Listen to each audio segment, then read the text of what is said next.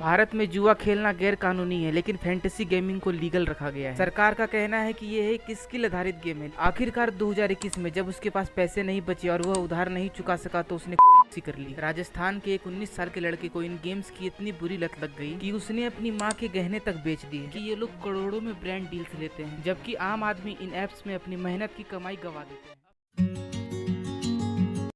नमस्कार दोस्तों, सिर्फ 49 रुपए में करोड़ों जीतो। तू क्या कर रहा है? जाके टीम बना और पैसे जीत। ऐसी एड्स आपने भी जरूर देखी होगी, लेकिन क्या सच में ये पैसे कमाने का मौका देते हैं या फिर ये एक नया जुआ बन गया है? क्या आप जानते हैं कि इन गेम्स ने कितने लोगों की जिंदगी बर्बाद कर दी है? आज हम आपको फैंटेसी गेमिंग की असली सच्चाई दिखाने वाले हैं। कुछ ऐसे केसेस भी दिखाएंगे जिसमें लोगों ने लाखों रुपए गवा दिए, मानसिक तनाव में चले गए, कुछ ने तो तक दे दी। फैंटेसी गेम्स का कॉन्सेप्ट बहुत सिंपल है। आप क्रिकेट, फुटबॉल या किसी भी खेल की एक टीम बनाते हैं, फिर असली मैच में जो खिलाड़ी अच्छा खेलता है उनके पॉइंट्स के आधार पर आपको पैसे मिलते हैं। सुनने में आसान और एक्साइटिंग लगता है, लेकिन असल में ये बहुत बड़ा मनोवैज्ञानिक खेल है। इन एप्स को इस तरह डिजाइन किया गया है कि लोग ज्यादा खेले और ज्यादा पैसे लगाएं। पहले आपको छोटे अमाउंट जीतने दिए जाते हैं जिससे कि आपको लगे कि आप जीत सकते हैं, लेकिन असल में ये सिर्फ ट्रैप है। भारत में जुआ खेलना गैर कानूनी है, लेकिन फैंटेसी गेमिंग को लीगल रखा गया है। सरकार का कहना है कि ये एक स्किल आधारित गेम है, लेकिन क्या ये सच में ऐसा है? मान लो कि आपने एक टीम बनाई, कोई खिलाड़ी आउट हो गया या अच्छा नहीं खेला, तो क्या ये आपके स्किल पर निर्भर करता है? नहीं, यह पूरी तरह से अनप्रिडिक्टेबल है। ठीक उसी तरह जैसे जुए में ताश के पत्ते खुलते हैं। 2019 में एक रिसर्च आई जिसमें यह बताया गया कि 90% यूजर इन फैंटेसी गेमों में हार जाते हैं। सिर्फ 10% यूजर ही इसमें प्रॉफिट बना पाते हैं, और इन 10% में भी ज्यादातर प्रोफेशनल और बोट्स होते हैं। अब सवाल उठता है कि अगर ये स्किल बेस्ड गेम होता तो क्या लोग अपना सब कुछ गवा देते?